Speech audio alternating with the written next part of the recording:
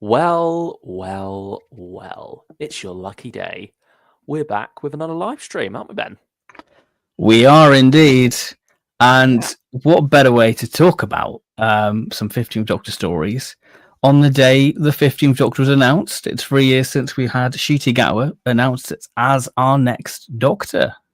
Yeah, I mean, that's crazy to think because it was a It very is. different announcement from the ones that we were used to up until that point, wasn't it? It was no ceremony. It was just a tweet. Ncuti Gatwa's your new Doctor. Yeah. I mean, we have a group chat with a few friends, and that popped up in there. That was my first time seeing it, was when Yeah. one of them shared a picture of him with, well, a screenshot of the announcement. Mm-hmm. And yeah, there was part of me that was like, oh, wait, is this real? Because I was expecting a bit more pomp and ceremony for it, but Yeah, no Doctor Who live or I yeah, guess little video trailer they did for Jodie. yeah, Was it? Yeah, it was the day the BAFTAs came out, wasn't it? yeah, that was it. Yeah, because he was there with Russell, wasn't he? And so I think it was Yes. to give them a chance to talk about it straight away, and then it would, that would be the chance for the more lay people to get into it a bit more. Mm-hmm. Whereas this announcement was one that is much more online focused, Mm-hmm. which I suppose is the way most things are going at this point. Like, Yeah, everything practically is. yeah, I mean, I suppose there was a bit of diminishing returns perhaps with doing the lives. I mean, the lives are a bit awkward because you hope that people have an attachment to the person they've cast as the Doctor for them to go, oh wow, this is really exciting. Yeah, and I mean, certainly Ncuti was and still is one of the biggest actors to play the role. I mean, he had Yeah, Derby coming out that summer, didn't he? Or the yeah. summer after? Yeah, it was Summer after, summer of summer after, 23. yeah. Yeah. So, Um, I mean, Sex Education, he was no unknown coming into this role. mm-hmm. So he had like a bit of history there for people, and I think Ncuti is still a bit of genius casting because Sex Education was such a big show on Netflix, and As the fourth season? that was the last one, and obviously that explains why Of course, because Ncuti that wasn't was in much. filming. Yeah, when season one was going out. Yeah, same time as 73 Yards and Dot and Bubble, wasn't it? Yeah, Yeah, so I mean, yeah, I would hope that would be out by now because that'd be a bit worrying if they had that much post production to do on a show that has somewhat less budget, not budget, or VFX. Yeah.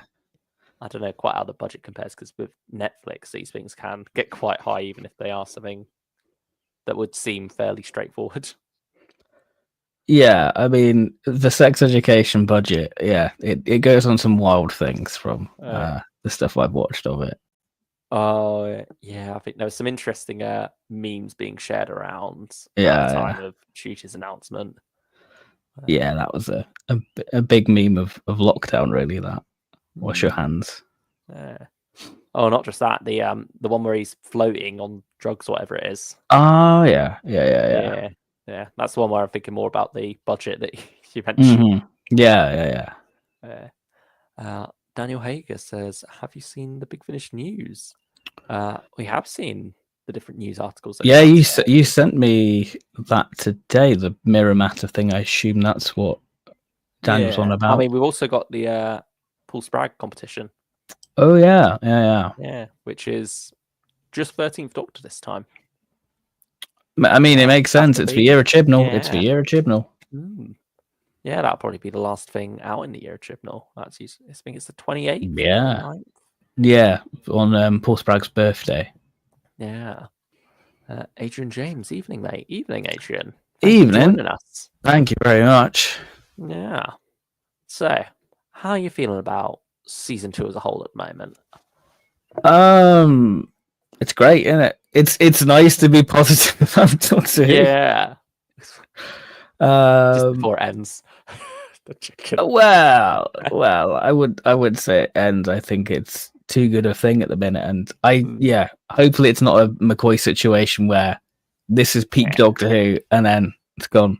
But no, I think BBC would be silly to get rid of it. Yeah.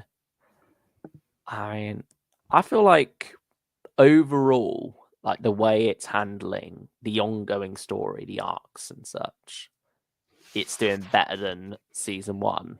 I think that's what it needed. It needed something like Flux. And I feel like maybe the attention was more on this one than season 1, I feel. When you look at Empire of Death and Legend of Ruby Sunday, you do sort of sit there and think, okay, was this Russell hurrying to finish something so that he could get on to the next? It does sort of feel like a bit of I'm over season 1 now, but I've got to write this finale. And then we've got to season 2. It's just a bit of a shame that season 2 isn't season 1, because I think season 2 just seems way more stronger. The way it's structured really does deliver a lot for it. I think particularly as we've seen with Lucky Day, how that loops around back to what the Doctor said at the start to Belinda about, knowing that he had to find her, why he was looking for her. We've now got the answer to that in this bootstrap paradox of sorts, where, they've met up with a younger version of what's his face, Clark? Conrad, that's the one. Yeah, they met up with his younger self, and then that loops back around later to his older self messing over Ruby, and then a younger version of the Doctor coming along to tell him off, and he gives him that little spoiler. I think it's neat how that's done as not like a dramatic reveal. Yeah. Of, this makes sense. It's one of those things that you think about for a couple of seconds. You go, so that's how that works out. And it sort of ties in with that whole chat they have about, so this is like destiny. Or Belinda goes and pulls the rug out from under him. But yeah, I like how that's worked into it. Obviously, we're still pre-May 24th as well. So we're building up all that. You've got Conrad coming back for the finale, it looks like, with there with Mrs. Flood. So yeah, hopefully it sticks the landing a bit more, because so far it's certainly feeling more watertight, whereas season 1 was just vague hints at stuff, and then with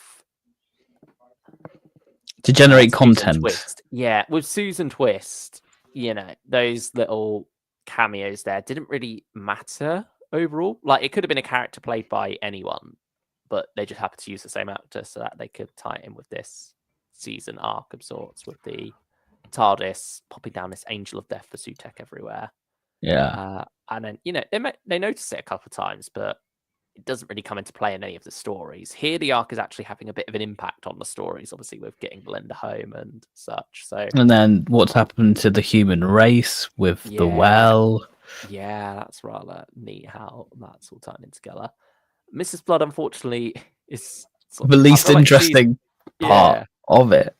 She's probably a better version of what they were doing with Susan Twist, but because Susan Twist came first, you then have this issue of, it's an unarolled woman popping up every episode to give us a cryptic tease.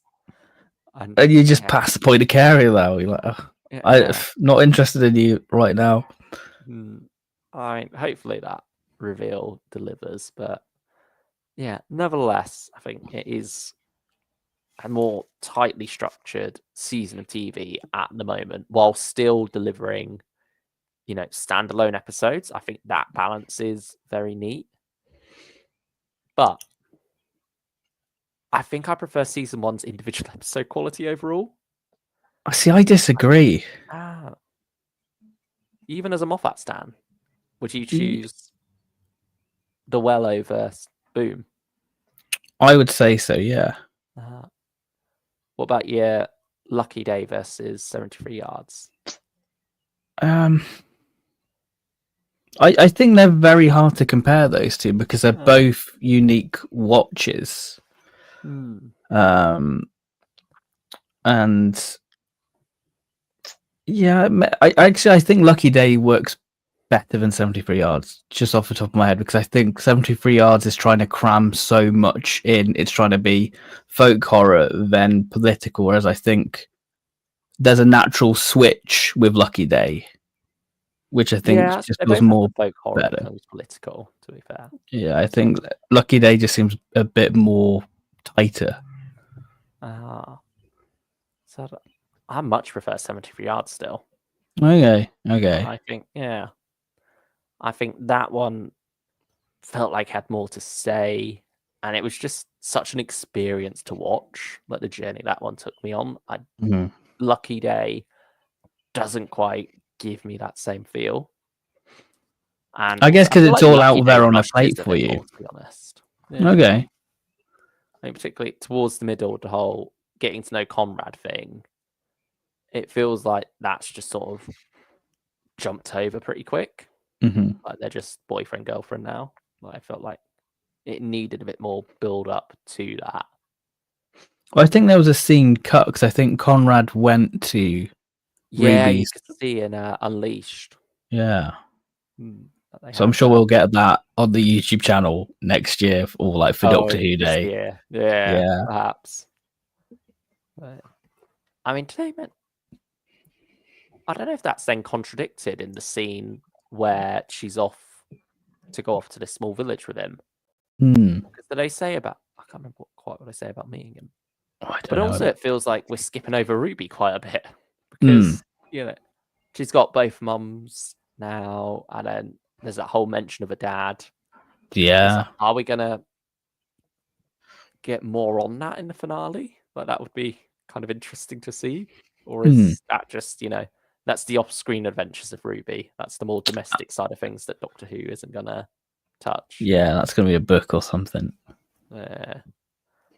The season is the best Doctor Who so far, says Daniel Hager. Really, of like New Who? Of all Who? Yeah, there we go. Disney Who.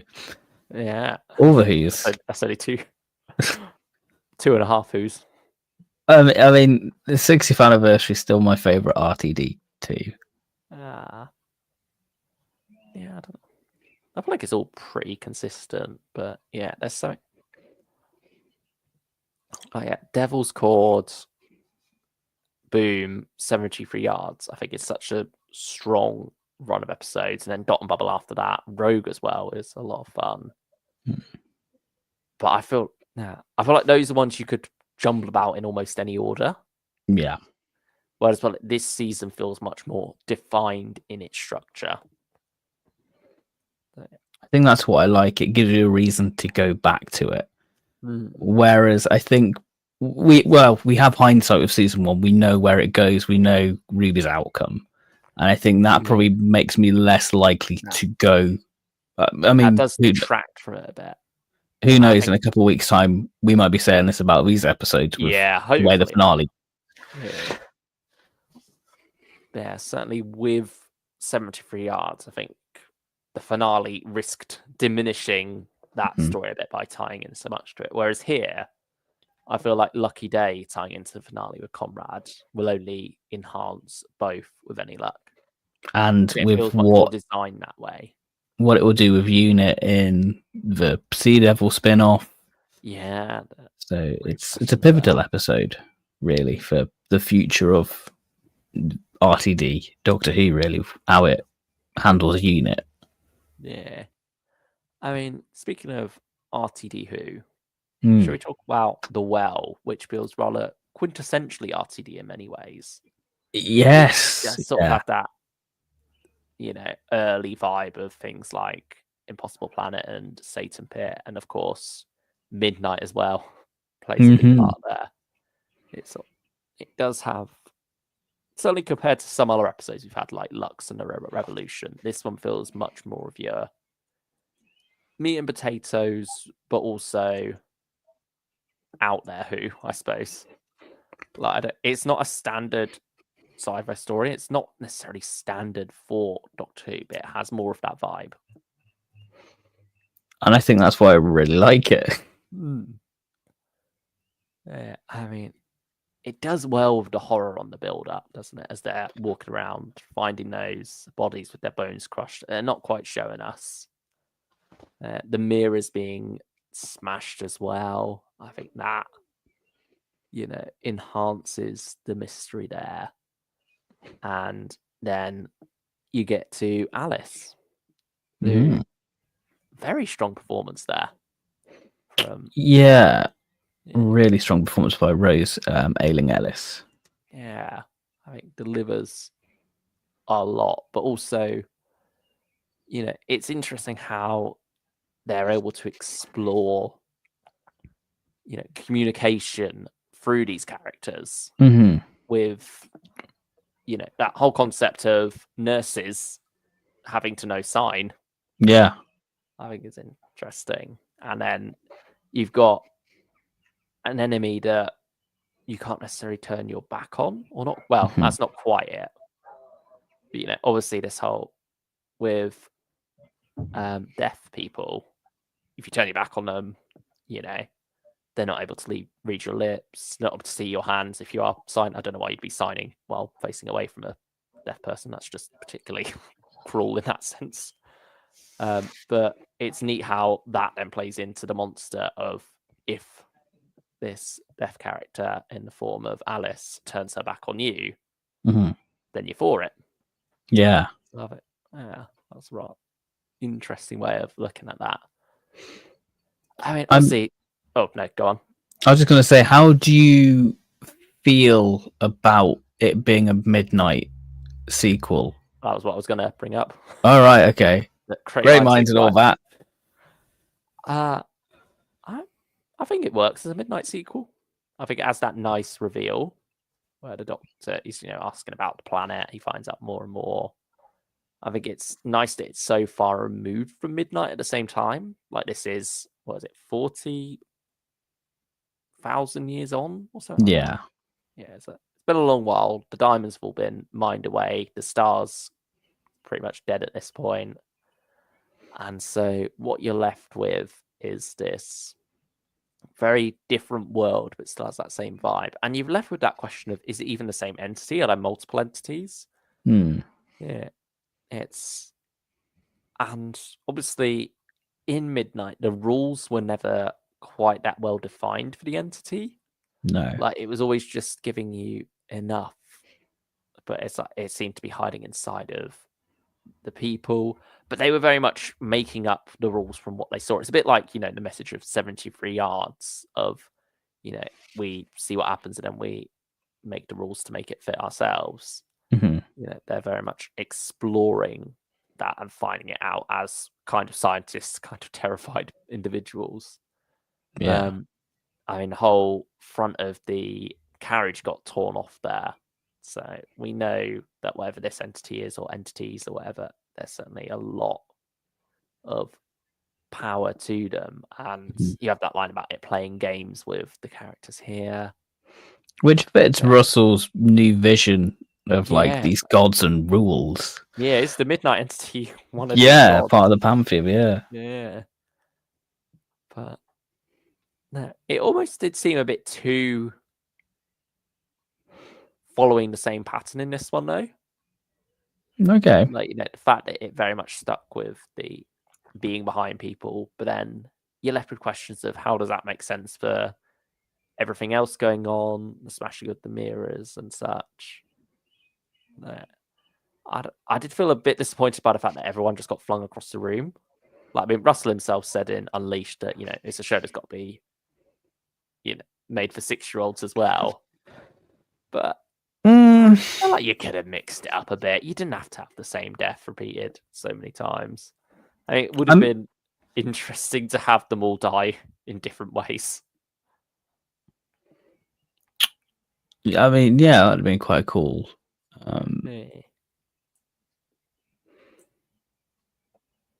But I think it adds a new layer to the Midnight entity. Like it hasn't give Midnight villain decay. Oh no, definitely not. And I think the story, the way it handles it, I think it just balances that line of this is too much and just the right level, with every bone being broken and all that sort of stuff. Like it's quite gritty for TV Doctor Who, I would say. Yeah, I mean, what about the supporting characters in this one? Oh, just cannon fodder. Some of them were definitely that. Oh yeah, some of them were. Certainly. I mean, some people have been comparing them to the Midnight supporting characters, where with this one you've got your stoic leader, your subordinate or insubordinate subordinate. Yeah. And then you got your nice one who's there with Belinda, and then the rest are cannon fodder. But I quite liked what the actors brought to the performances. I think particularly the leader, whose name has escaped me. But I think her sacrifice, it actually hit a bit. That felt so like classic RTD, like the running. Or actually, a little bit Moffat in a way. Like that felt like something you'd see in a Moffat story of like the Doctor sort of running after that. It's a sacrifice that actually works as well and doesn't feel like diminished by the Doctor just giving in, because he doesn't. It doesn't feel like a Chibnall sacrifice. But then it almost doesn't. It sort of skews that, doesn't it? Because you think as the entity left the planet, because obviously you've got the whole setup with the airlock with 6 people at a time and all that. Yeah, that was neat. And it's like you're wondering, has it already gone wrong? Do they? Yeah. Was there even an entity with the 4 of them there? Yeah. Split up, or is it just? Yeah, it's hard to say. Yeah. I think that's one of the interesting things about the paranoia of it all. And I feel like it doesn't play on paranoia enough, this story. It's not as psychological. Yeah, but I would say. It feels like it wants to be at the same time. But yeah, it doesn't quite seem to manage it, because obviously you've got the whole mystery of what happened to the crew that were there. It seems like what happened to them was quite psychological. The creature jumping from person to person, playing games with them.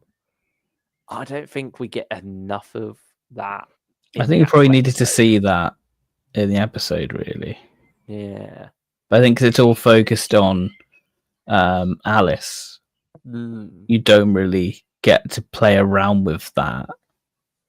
Yeah. But at the same time, I think it's neat that it does focus on Alice, because you've got that paranoia around someone who is different. And that's something that the characters need to overcome. So I think there's a neat message in there for this. And you got that debate of, oh, do we just kill her to make it simple and then nuke the planet? And it's like, well, no, you don't. But it's awkward, because even the Doctor's unsure whether to trust her or not. I mean, you've also got quite a few questions still left out there about how she hurt her hand in the first place. Do you believe her with that? Yeah. Has she just been sat there for 2 weeks? Just wait, yeah. I mean, yeah, because I think some people have theorized, did she die before? And is then just, been animated by the entity when they came along? I mean, that's a neat theory. If the entity's still with Belinda now, we're going to get that reveal in the finale. I can see it. I can see it, and then it would just ruin it. Because I think this is where we should leave the Midnight entity now, I feel. I don't think we should revisit it. Yeah, I mean, it does sort of set up a sequel more so than Midnight did. So, do you don't have your aliens where there's a bunch of Midnight entities now and a whole civilization is at stake? But how can they realistically go that far with it? It's the budget. I mean, some people are saying that Wild Blue Yonder is the last part of the Midnight trilogy, but the Knopf things are like the Midnight entity. But again, I don't know. Yeah, I mean, I feel like I prefer Wild Blue Yonder now. You'd bring it up. I'm thinking, comparing the Well to things like Midnight and Wild Blue Yonder. I feel like this story's aiming to do a lot of things similar to those stories, but those stories do it better. It's like stuff that's already been done better, despite this still hitting some good notes. And I think that's what makes me appreciate Boom more as a third episode. Okay. Because that's something that hadn't been done before. and is done really well, whereas this is something that has been done before and is just done pretty well.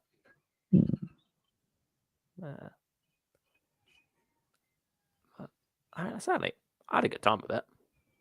I mean, I think this is my favorite shooty episode, I would say. Oh, really? Yeah, I think he just hits every beat within it. I think his Doctor is a bit like Peter Davison, where when he's backed up, he really works well. I think in really tight situations, and I think when he confronts the entity, just the subtext there that there's no dialogue. It's just he's got a reason to cry there. Yeah, and I think it just hit everything there for me. Oh. I mean, what about rating out of 10 for you then for The Well? I mean, I've only watched it once. Yeah. I'm almost. I'll be honest, same. I'm still. Yeah. I've still not been feeling the pull to go back to these like half of the season 1 once. Yeah, I mean, I think that's fine. I think that's fine because I think we all have a different relationship with the show, and I'm sure we'll get an inkling, when the series is over, to go back to it. But possibly a 9. Oh wow! Yeah, I had a good time with it. I'm probably floating around a 7.5 with it, I think. Okay. Yeah, I think. Yeah, of the first 3 episodes, strongest of the season. Yeah. This probably contradicts what I said 2 weeks ago when we were doing. If we did it out of 10 now, I feel like I didn't give Lux or The Robot Revolution less than a 7, but I don't. Yeah, I think I gave. I look at it Lux and I think like it's a 7. Yeah. Okay. That's your gut feeling for it. Yeah, that's just the vibe. Maybe 7.5. Okay. I feel like 8 has to wow me a bit more. 9 has to be really good, and then 10's like very. I mean, yeah, stories achieve a 10. Yeah, I don't think. I don't even know. I think got 2 stories to achieve a 10. There's always going to be that one element. I think, as Stephen says, like Rat Monday, there's always going to be that moment in a story where you're like, oh yeah, let's let it down a little bit. Perfection is something to strive for, not something to ever actually achieve. There we go. It's like there's always room for improvement, no matter how good something is. Yeah. Again, that probably contradicts some review. I'm sure somewhere out there. Yeah, having a 10 out of 10 at some point, and maybe it deserved it, maybe it didn't.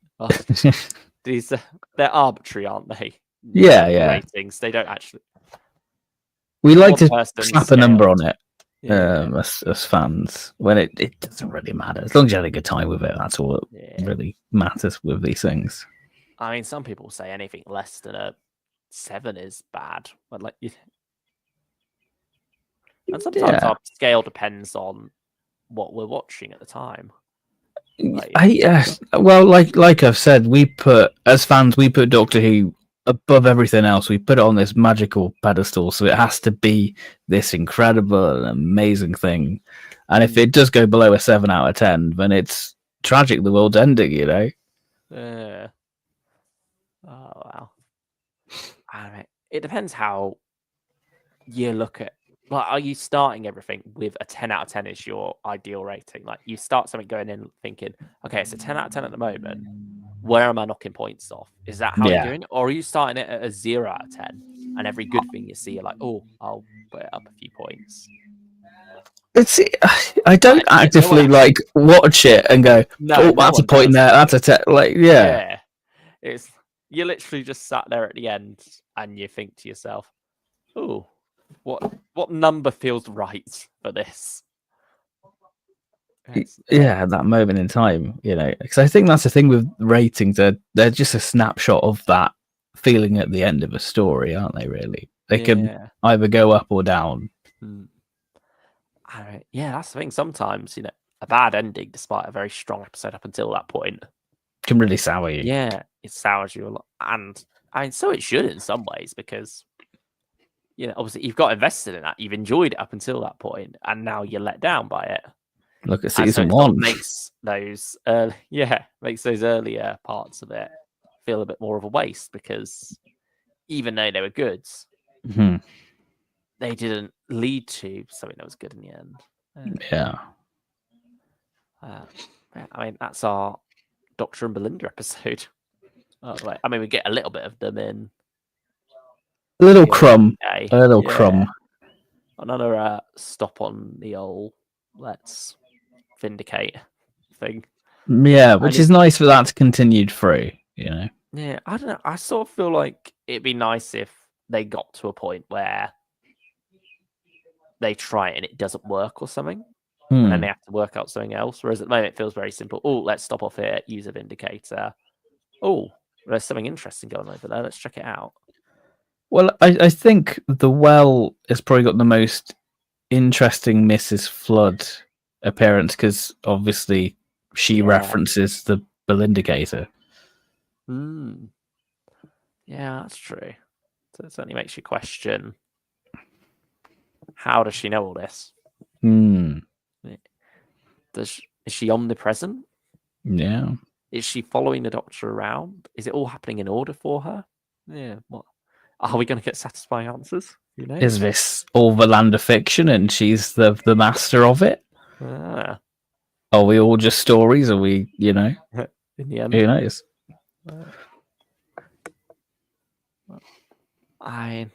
We'll see. We've only got so many weeks to go.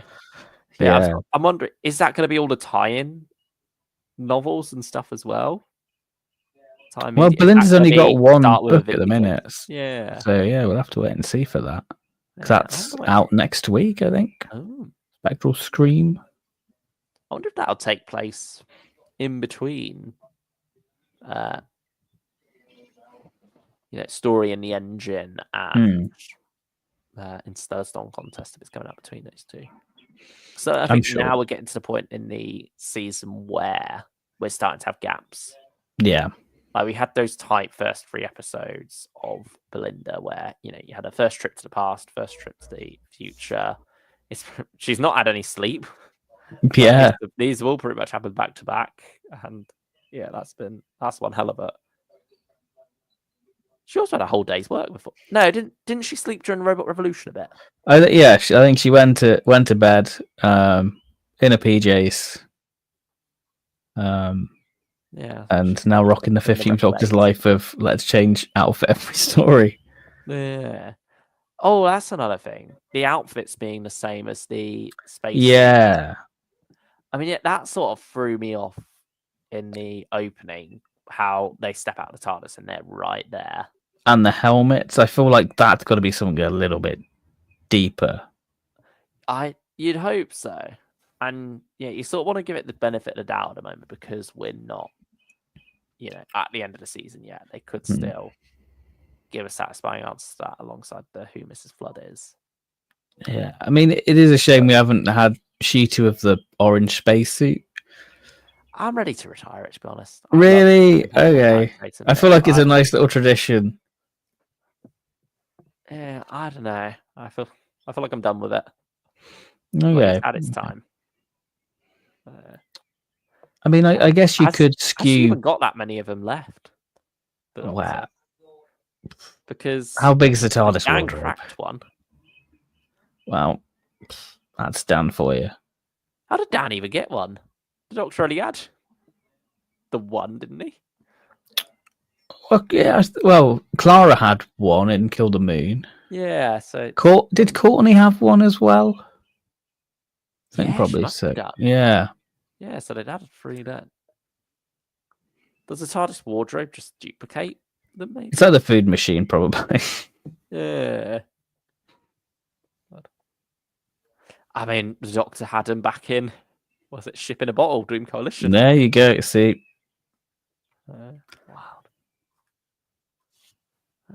I mean, yeah. Please do share any of your thoughts or questions about our thoughts on the old Well in the chat. By the way, have you got any wild theories where this could lead? Who Mrs. Flood is? Midnight Entity, all that sort of stuff. Yeah, I mean, for now, shall we talk about Lucky Day? Well, it's your lucky day. We're going to do it. Yeah. So, I mean, you're usually not a fan of Doctor Light episodes. Yeah, one thing I'll give RTD2 is the Doctor Light episodes are pretty good. And I think Ruby works better without the Doctor. I feel like that could be a bit of a hot take. Maybe. I do like the best friends vibe they have going on. I like the banter between them, but I think that a lot of that ends up being more surface level stuff. Yeah. Whereas I think with Belinda, we are getting the more deeper stuff in that Doctor Companion relationship. You know, there's conflict there. Yeah, she's challenging him a lot more. We see her, questioning his tendencies, the fact that he puts people in danger, the fact that he treats all this as a bit of an adventure when that's not what she wants per se. The manipulation that he inadvertently uses at times. Yeah. I think that's all interesting stuff, and that's stuff that Ruby wasn't necessarily calling out the Doctor for, but she has ended up being manipulated by someone here in the form of Conrad. Yeah. And I mean, it's funny how while it is channeling a lot of 73 yards in the folk horror and the political aspects of it, you also do have a bit of Dot and Bobble in there as well, obviously with social media, but also with the twist villain in that you have someone a bit like Lindy Pepperbean who initially seems quite nice, but then you have that penny drop moment. Yeah. And this episode had a lot going on in it. It's got. I mean, it's one of those episodes that you didn't really know what to expect going into it, because I think a lot of us were thinking this is going to be our little nod to Rose with the plastic dummies, but it wasn't that at all, really.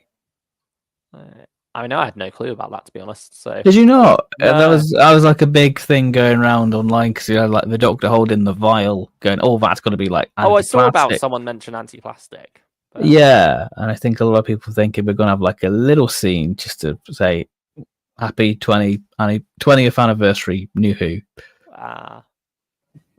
I'm fine that it didn't do that, though, to be honest. Yeah. I mean, Pete McTeague's got a thing for avoiding Autons like Praxius and Nelphys. True. One day we'll get Autons were originally going to be in Praxis, weren't they? Yeah, which makes sense. That's quite the reason why they didn't work that out. I don't know. I think Praxis probably would have been a better story with them. It might have just been a worse story that then dragged the Autons down with it. Yeah. Praxis isn't a particular favourite of mine. No. I mean, best Pete McTeague story though? I don't know. I quite like Kablam. So I'll have to watch Kablam again. I don't know. It feels the most politically poignant. Yeah. Pete, yeah. Also, it's Pete McTighe, isn't it? Actually. Yeah, I think so. I think that's how it's said in Unleashed. But yeah, certainly, he's come under fire for how his politics is worked, or how politics is worked into the stories, because often it can be read multiple contradicting ways. You sort of do end up with Kablam looking a bit like an Amazon sellout. Yeah, you just wanted that Amazon brand deal. Yeah. I mean, so what you've got here is, people weaponizing lies for their own self-gain. It's grifters. That's what this is. This grifter culture that Pete and Russell have gone out after here. Quite right to do so as well, given that they very much go after Doctor Who and other, entertainment shows more often than not. So, yeah. What you have here is a character who, knows that some people will distrust UNIT and will not fact check or anything. They'll just go along with whatever the simplest narrative is that they can view. It's very, they love a bit of confirmation bias, do these individuals. And so someone who is very much who knows that they're lying. I think that's something that some people missed a bit with this story. Mm-hmm.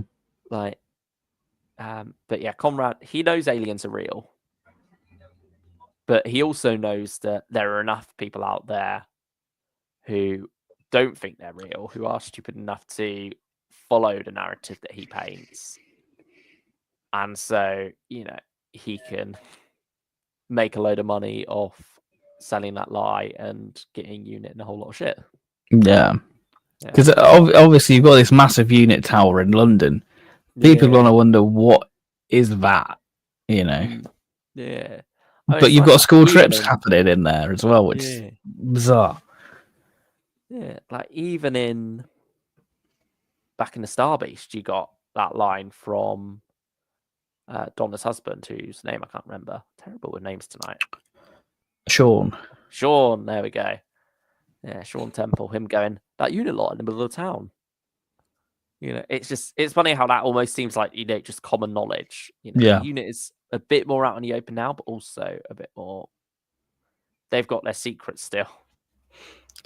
Yeah. It's just funny looking back at like the Three Doctors, like the little sign. Yeah. It's just quite funny that. It's never been consistent, has it? No. It's often dependent on the needs of the story in Classic Who. Yeah. It'd be interesting to see how War Between the Land and the Sea explores that a bit more. Explores UNIT's relationship with the world, especially now following the events of Lucky Day. But yeah, I did appreciate what the story had to say. Yeah. And appreciate that it does take a bit of thinking. I mean, some people have looked on the surface level and gone, oh, Doctor Who's just put out an episode that says, trust the authoritarian regime completely. Don't question the paramilitary group. But it's like, and I do think that's where the analogy falls slightly weak here, because in the analogy that they're trying to paint here, UNIT is very much meant to be the NHS, isn't it? Or the World Health Organization. Scientists who are, working on a cure for the COVID. Well, working on the COVID vaccine. Well, he's an anti-vax, isn't he? He refused to take the. You even got shriek that in there as well. So it's not, well, it's being surprisingly unsubtle about it. But also at the same time, it's one of those things that you don't necessarily pick up on straight away what they're going for there. Yeah. So, I think that was quite clever how they tied that together. But at the same time, it is a bit awkward how you've got that message there, but it also does get a bit muddied by the fact that UNIT is also this rather big military organization at the same time. And I think the fact that that they were showing up in force, we haven't seen enough of the science side of it in RTD2, is where that struggles a bit, I think. But at the same time, it makes sense for them to be coming out in force, because that's very much what Conrad is trying to play. He's sort of goading them, isn't he? Go on. Yeah.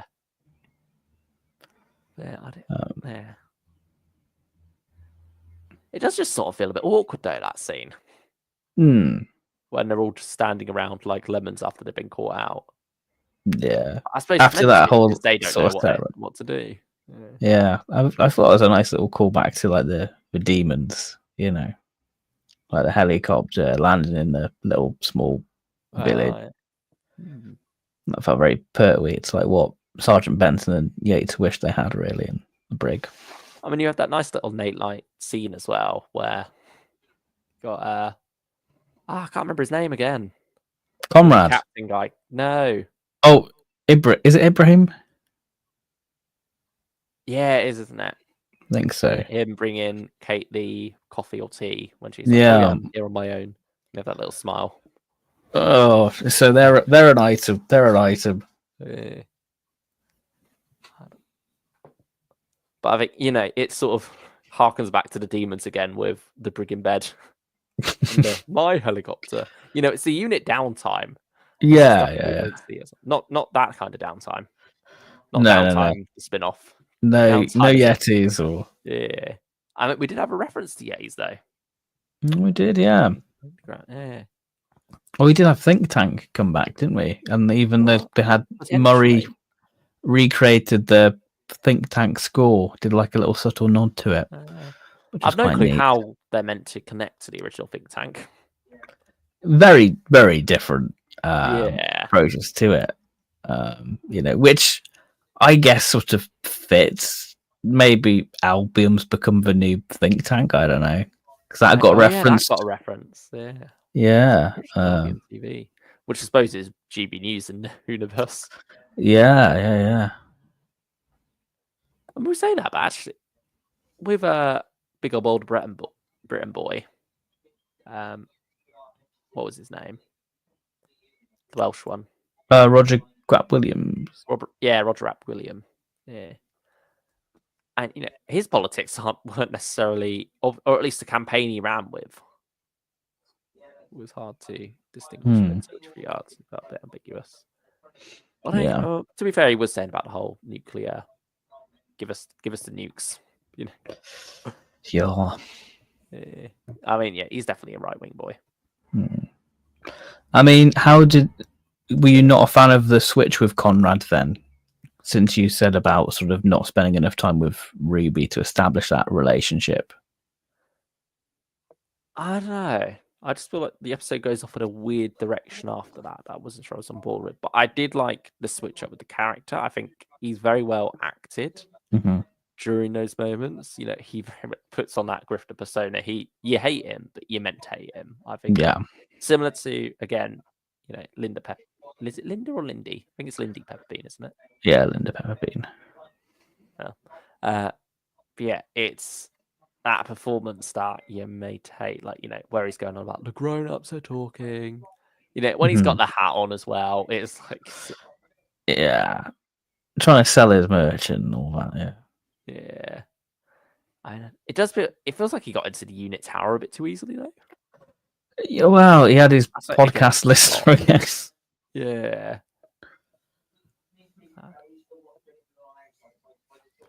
Yeah. I feel like I probably should go back and rewatch it. See how much more these things work. Yeah, I'm sure now you know where it goes. You'll probably pick up on these little signs for it. Yeah. I knew it was going there anyway. Yeah. Okay. Oh, that's a shame.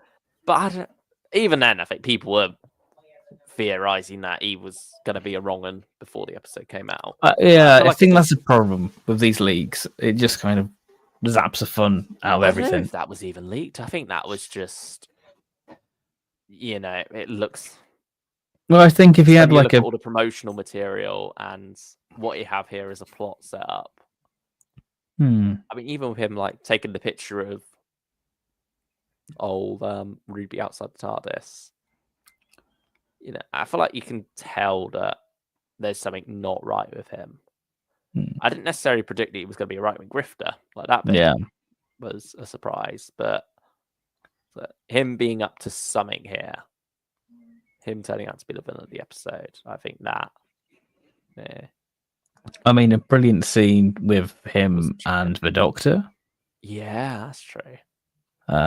See more of the fury of the Doctor. Yeah, and I think this is what we needed from Ncuti from season 1. I feel like he definitely feels like he's in the role now. I think especially with these last couple of episodes. But I don't think that's necessarily a Ncuti issue or anything. Or even a No, I mean, I think because there was such an absence of him in season 1, he didn't really get a chance to flex all that much. And I think because with him and Ruby, like you say, it was best friends. Now we're pushing more with him now, and I feel like we're getting to see how he can flourish, And I think that's the same for every Doctor with their first series.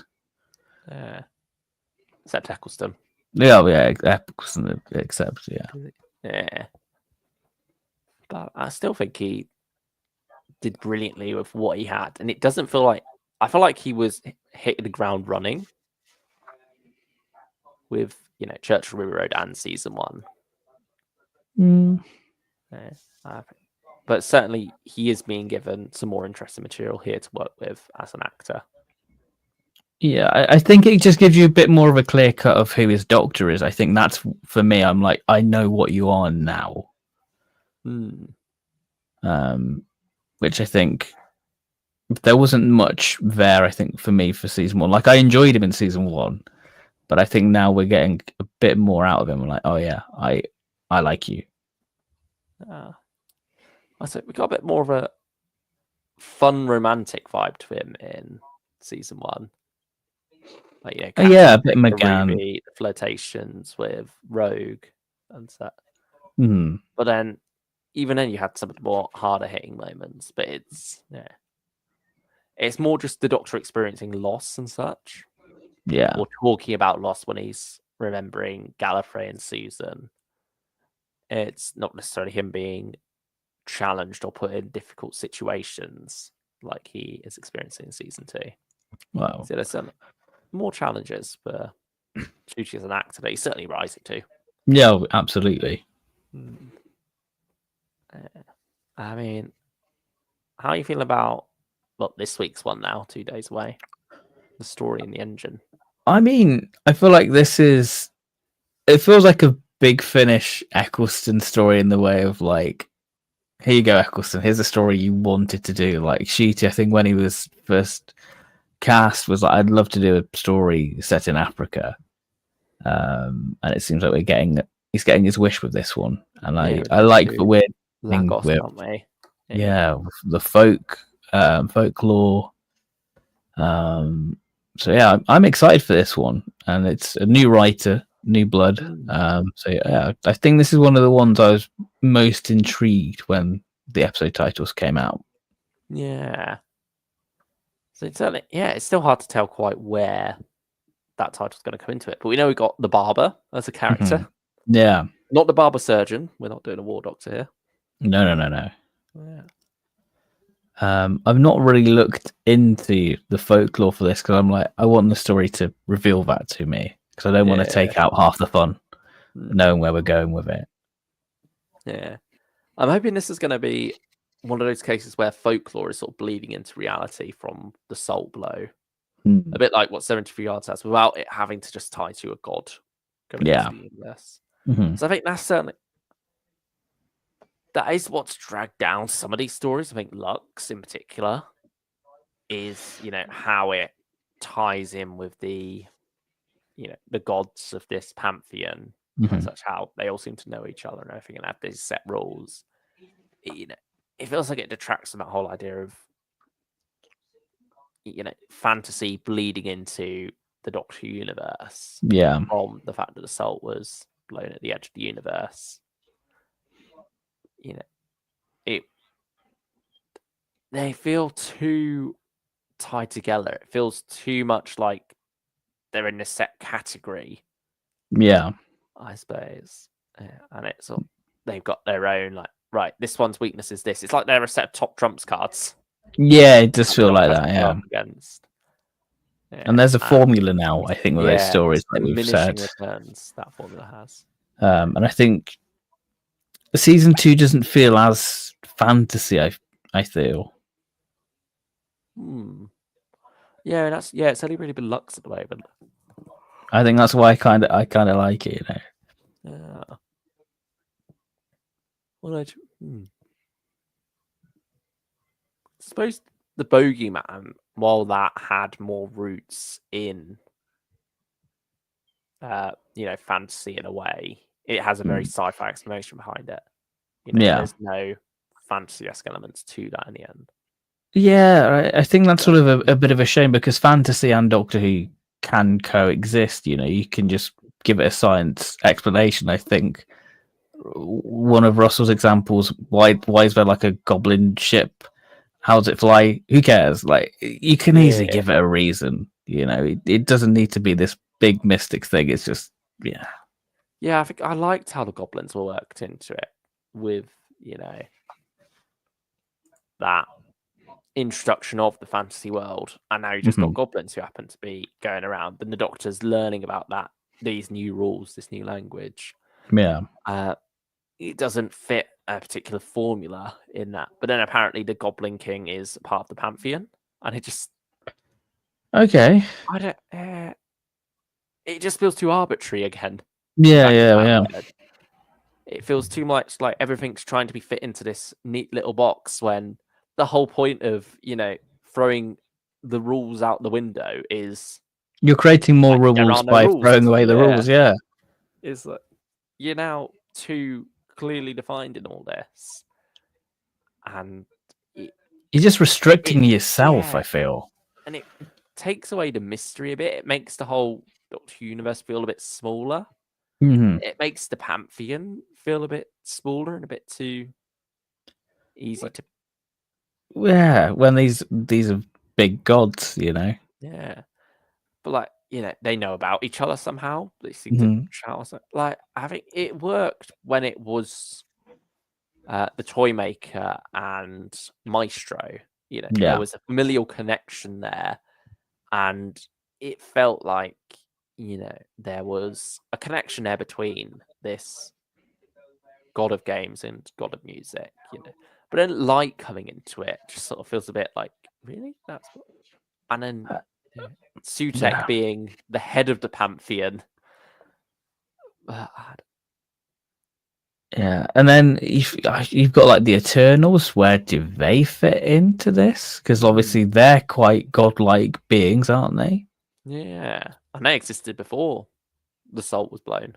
Yeah, they were intermingling. Mm-hmm. Yeah, but it also there was strange. Something about. Oh, I know what I'm thinking of.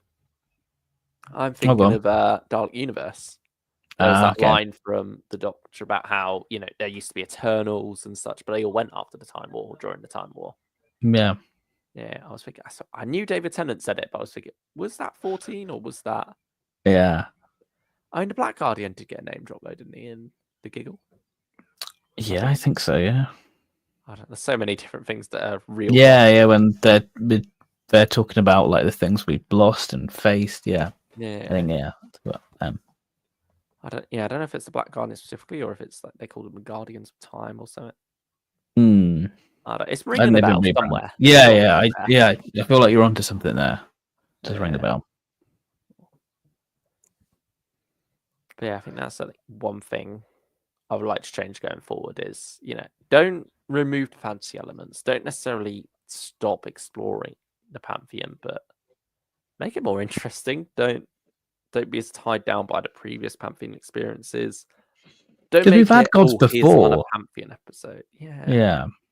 And that's the other thing, like bringing in these older characters into the Pantheon, like they did with Sutekh, it diminishes them as well. Yeah, like the Mara and Trickster. Now they're just part of the same category. Yeah. And then I guess it sort of ruins rewatching those stories because you'd be looking out for like the rules set in those stories if they were ever set in those stories. But also the Trickster has his own set of rules that he sticks with. That's a wild one. Yeah, I mean, how are you feeling about this week's episode? I'm looking forward to it. I feel like this is the last one I'm excited for. Yeah, I sort of feel the same, to be honest. Because we've got Interstellar Song Contest, which is Eurovision. I'm not a big Eurovision fan. I've never really got into it. And then, of course, we've got a Russell finale, which can either be make or break a series like we've seen. Really. I mean, I feel like we'll have a good part one at least. It's part two where, he's got to stick the landing. Yeah, you'll have a good first viewing, I would say. Yeah, exactly. I think I'm looking forward to a strong cliffhanger. I think that'll all be executed very well and built up neatly. I mean, are you going to the cinema to see the finale? Nah, I don't think so. How about you? Nah, I'll save the money and that'll go on Big Finish. Yeah, that's the way to do it. Yeah. I mean, if you are going to see it in the cinema, I hope you have a wonderful time. I mean, if it's something you're into, no reason not to. I mean, I had a great time watching Day of the Doctor and Deep Breath, but I've not partaken in the RTD2 ones, mainly because the first one was at midnight and I had work the next day. And I was like, as much as I love you, Doctor Who, I'm not doing it. And I'm kind of glad I didn't have to see an Empire of Death because I'd have been so deflated. Oh, Daniel Hager says, I'm going to the cinema. Enjoy, have a good time. Have a good time. It'd be interesting to see how, because it's always odd to go into the cinema for finale, isn't it? Like, I think Day of the Doctor or Deep Breath worked better in that. You can get the more casual audience on board. Yeah, it's like the first story, 50th anniversary. Yeah, there's like more of an excuse there. Whereas the finale, it's very much, don't miss it because you want to know how all these things from the season so far has, been building towards.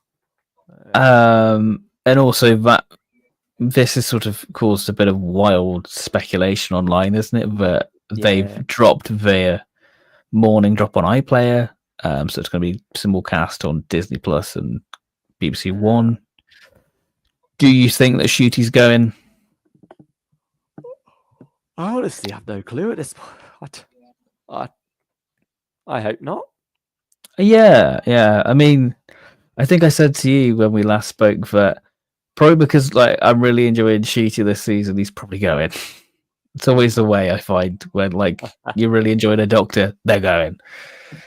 Yeah,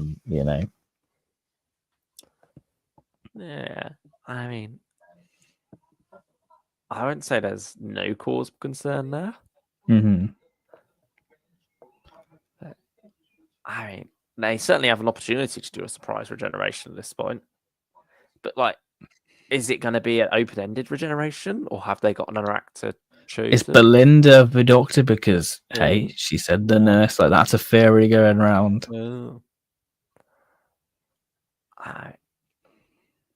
Could it be Vel Sartha? Could we get a? Yeah. Oh, what's the actress's name? Because she was also in Doctor Who before in Last Christmas, wasn't she? Yeah, she was Shona. I can't remember the actress's name, but yeah, I know who you mean. Yeah. I know who you mean. That would be a funny duo. Be great. After be great. Andor. Yeah, after Gore. I'm not going to spoil that here if you've not seen caught up on Andor. I mean, it was quite neat watching the Unleashed for the Well, and hearing Verida talk about being in the tactical gear. And saying how she had to stop herself from acting too comfortably in it. Like, running about the sets and stuff, she had to run about more like a normal person would rather than a trooper because she's not playing a trooper now. Yeah. She had that mindset from playing Andor. Cinta in Andor. Yeah. Season 2, we're still cooking. We're still good. Yeah, I think. Cautiously even though you still prefer season 1. Yeah, like I say, that I prefer the way season 2 is going about things. Yeah. I think the overall structure, the way the episodes interconnect, that's all very neat. But the individual episode quality, I think, was higher in season 1. I think if I was to be given a selection and told, right, you can only watch one of these episodes at the moment, I'd more likely to stick on something like Boom or 73 Yards. Okay. Well, I guess looking back on it makes sense, but you want to show this is what Doctor Who can do for a new audience. But season 2 just seems to be hitting, scratching more of an itch, I would say. Yeah, while still maintaining the self-containedness of them. Yeah. Like, it's not doing a full-on flux. No. It has got a bit more of an arc to it than I think any other season of Doctor Who's had. Yeah, because it's normally been sort of the mystery box, isn't it? Like the Cracks in Time, Bad Wolf, Vote Saxon. Yeah. Even when you look at something like Series 6, which supposedly has more of an arc, that was oftentimes right. Here's your arc episode. Here's a couple of Killing Time episodes. Your fillers. Yeah. Here's another arc episode. With A Good Man Goes to War and Let's Go Hitler. but it's back to here's just another Doctor episode. Yeah. Whereas each episode ties into the arc, wherever it is, and pushes it ever so slightly forward. Yeah. So, I mean, if anyone has any questions or anything, please do. Yeah, before we wrap up. Yeah. It has been wonderful to chat again. Wonderful to check in on. Check in. 2 weeks later. We've had a chance to digest these episodes, and sit on them. And yes, it's great to get these thoughts out. Yeah. The future of Doctor Who will be sorting out after this season, as I do think it will not be cancelled, but we will not get the next season until 2027. Could this finale not end with the Doctor will return at Christmas? Because that's what we've become conditioned to, but it feels weird to mean, Ncuti's booked and busy, but if it is a new Doctor, like, would they want to be ready to go already? Yeah, that's it. But I remember like a couple of years ago, like David Tennant and Matt Smith going, I'd love to come back just to do like an episode at Christmas. Maybe that could be the future of like a Christmas special until we sort out of this predicament that we get like a past Doctor lead a special, or you do something a bit like Tales from the TARDIS, where you have a little bit with your current Doctor and there's a story time, and then bam, you get a story with an old Doctor or something like that, so you balance it. And then we get M'gann for an episode, which would be nice. Yeah, I mean, it's nice it would be to have Smith for a Christmas special. I feel like M'gann would be the better way to do it. But I don't know if you'd more be better off doing a limited spin-off there. Like, even if it's just M'gann, a one episode thing. Yeah, I think M'gann I'd like a little mini series. Or give Jodie a Christmas special. She never had one. I mean, even the Daleks was close enough. You have all the Christmas decorations up still. True. She's got Big Finish. You can get Christmas special Big Finish now. Yeah. She's not getting a December release, but a short trip. Yeah.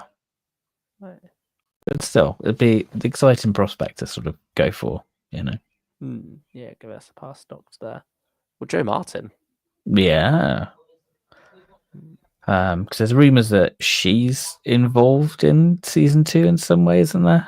I think she said something cryptic at some point, didn't she? Yeah, but she's saying a lot of cryptic things, I remember back on the build-up to Series 8, we had John Hurt saying about, Peter Capaldi, wonderful actor, look forward to working with him.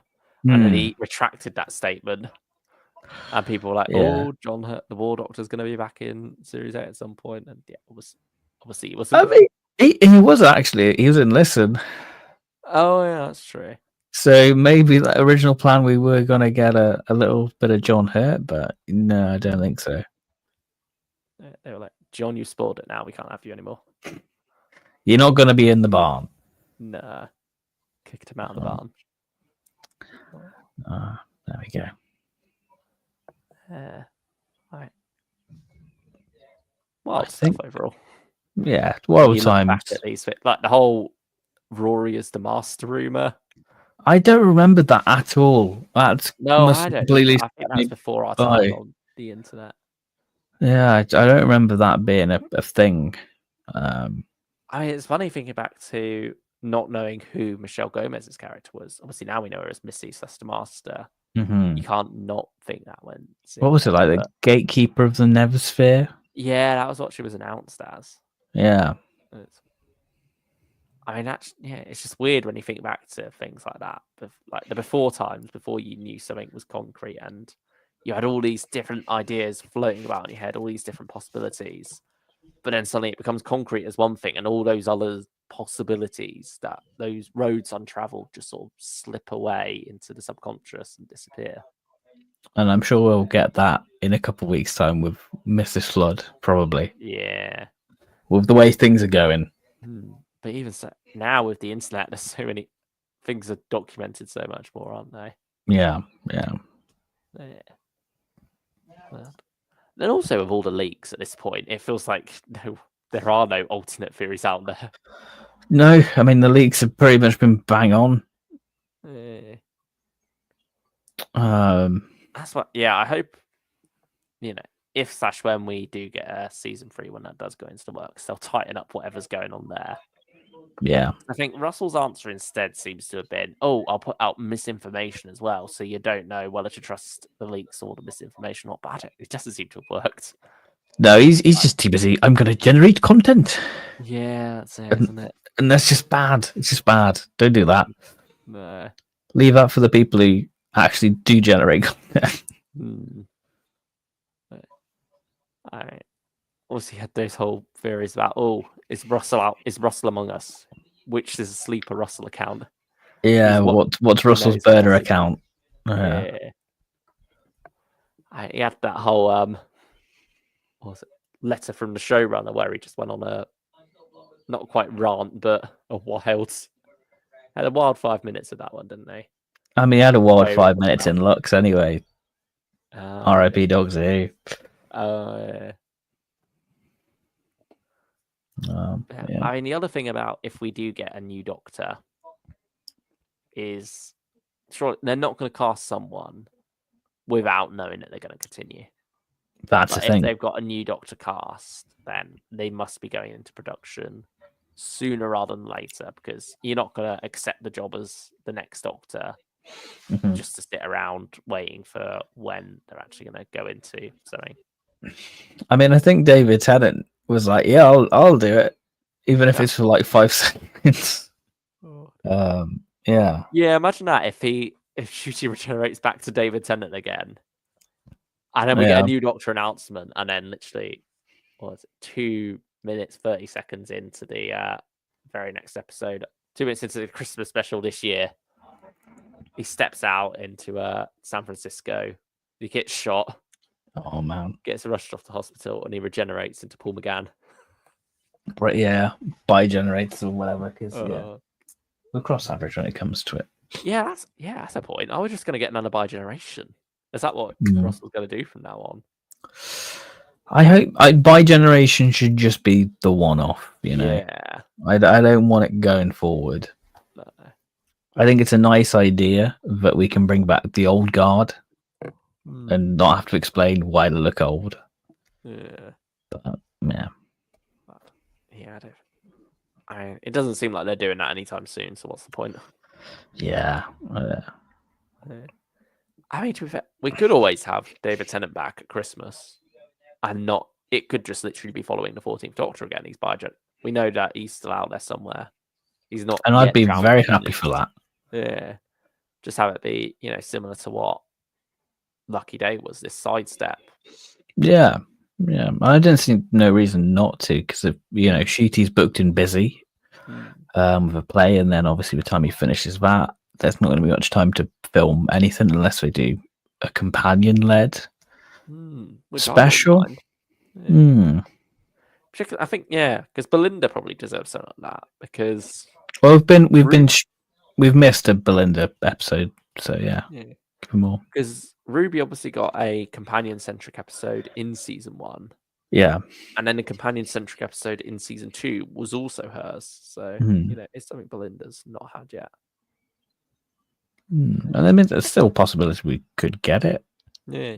We could even get a companion-centered episode on both of them. Yeah, that's true. No reason why not.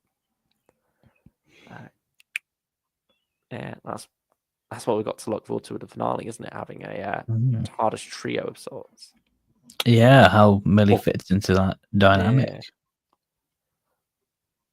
Or, force them in there with Mel as well, because we know she's back. Yeah. It's true. But I guess that's all to look forward to. I think that's pretty much us done for the night. I think we've covered the episodes. Yeah, I think so. It's been a good old chat here. Been an hour chat. Yeah. Hopefully check back in and do the same again 2 weeks' time for the Story in the Engine and the Interstellar Song Contest. Yeah, see if season 2's still holding up as we approach the finale. Yeah. We'll be on the countdown for the finale. Yeah. Yeah, it's going to be interesting. Yeah. If you're watching this on, playback, thank you for checking us out. Please leave your thoughts on the episodes down in the comments below. And if All your wild theories. Yeah.